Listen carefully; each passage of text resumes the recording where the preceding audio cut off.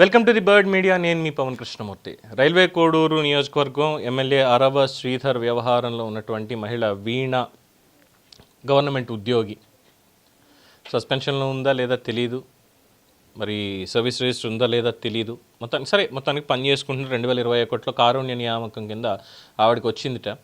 తల్లిదండ్రులు ఎవరు లేరు అని చెప్పని అన్నారు ఆ వీడియోలోనే. చాలా అన్యాయం జరిగింది, ఎమ్మెల్యే నన్ను నాశనం చేసేసాడు కంప్లీట్గా అని చెప్పని. అండ్ 25 కోట్ల రూపాయలు డిమాండ్ చేస్తున్నట్టుగా కూడా ఆడియోస్ ఇవన్నీ వచ్చాయి. ఇవన్నీ పక్కన పెడితే నిజంగానే ఆవిడ అమాయకురాలు అనేది ఒకటి బయట సర్క్యులేట్ అవుతున్నటువంటి అంశం. నిజంగా ఆవిడ అమాయకురాలే. ఎందుకంటే కొంతమంది హనీ ట్రాప్ అంటున్నారు. అక్కడ ఇంకా ఆడియోస్ ఎవరు రిలీజ్ చేశారు, తాతంశెట్టి నరేంద్ర గారు కావచ్చు, మిగతా వాళ్ళు కావచ్చు, ఆడియోలు ఇవన్నీ కూడా వచ్చాయి. ముక్క రూపానందరెడ్డి పేరు వచ్చింది, అతనితో మీ వీడియో బయటకు వచ్చింది. అంటే ఇట్స్ కంప్లీట్లీ ఆ వీడియో కాల్స్ కూడా రికార్డ్ అవుతున్నాయి. ఎవరితో ఉన్నారు, ఎక్కడ ఉన్నారు, ఏంటి అని చూసినప్పుడు సంథింగ్ ఈజ్ బిహైండ్ దేర్. ఒకవేళ ఇద్దరికి బాగా ఉంది అనుకుంటే కనుక సంబంధం వెళ్ళి 4 గోడల మధ్యలో ఏడిస్తే సరిపోయేది. ఈ పబ్లిక్లోకి రావడం అంటే ఇవన్నీ తెలియనటువంటి అంశాలు. సరే, ఇక ఆవిడ అమాయకురాలు, ఆవిడదే మొత్తం ఆవిడ వైపే న్యాయం ఉంది అని చెప్పి అనేటువంటి వాళ్ళకి ఈ వీడియో నచ్చచ్చు నచ్చకపోవచ్చు. ఏం జరిగింది అనేది గతంలో కూడా ఇలాగే ఇంకొక ఇద్దరితో స్నేహం ఉండేదిట. అందులో ఒకళ్ళ దగ్గర 17 లక్షలు, ఇంకొకళ్ళ దగ్గర ఏదో సెటిల్మెంట్ అని. అలాగే భర్త చాలా రోజుల తర్వాత మాట్లాడాడు, ఈరోజే మళ్ళీ నువ్వు వచ్చి పెంట పెట్టావంటూ ఒక జర్నలిస్ట్ని కొట్టినటువంటి వీడియోలు కూడా బయటకు వచ్చాయి. పాపం ఆ అమాయకురాలు మాట్లాడినటువంటి మాటలు శాంపిల్తో పాటు పూర్తి వీడియోని ఇక్కడ చూడండి. ఎమ్మెల్యే గురించి పోనీ ఆడిటర్ కలిసి నా గురించి, లేకపోతే మా ముగ్గురు కలిపి మా ఆయన ఇచ్చండి. నేను అడిగే రంగంలోకి ఎవరు లేరనుకుంటున్నా. నేనంతగానే క్రిమినల్ మైండెడ్.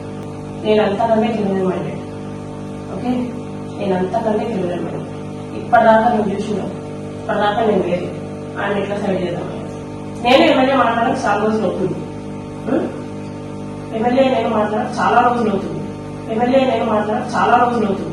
ఆడ కూతురుతో వేసాడు. మీలాగే ఏ ఫోటోతో కాదు, పైగా శివారెడ్డి ఫోటోతో కాదు. ఏంటి ఏ ఫోటోలు వేసి, శివారెడ్డి ఫోటోలు వేసి మేమన్నా నీకేమన్నా ఏం చేశాము? శాంపుల్ చూసారుగా. శాంపుల్లో ఉన్నటువంటి దానికి కొనసాగింపు ఇది పూర్తి వీడియో.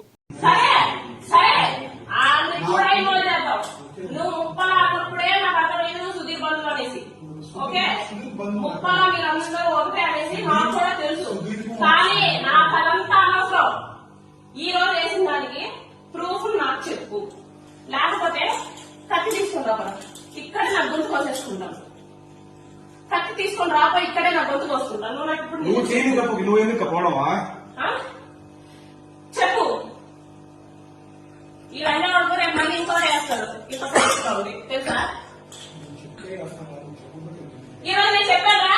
నేనేమన్నా చెప్పానా నీకు? ఏమని ఈ రోజు చెప్పాను నీకేమని?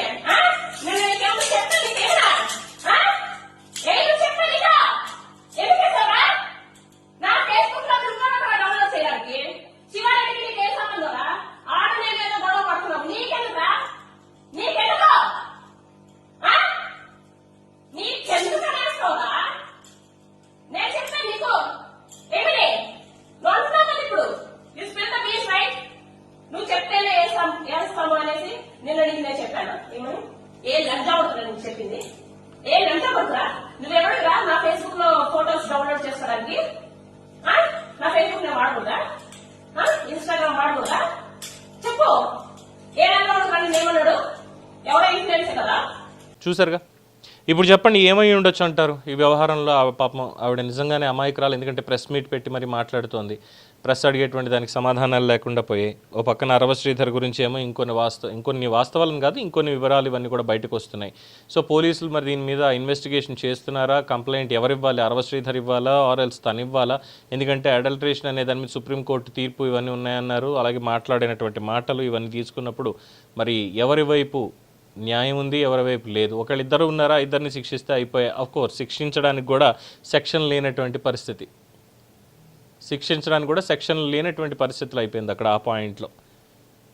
సో దీని మీద ఏమనాలి? పాపం ఆ అమాయకురాలికి నిజంగానే అన్యాయం అయితే జరగకూడదు డెఫినెట్గా.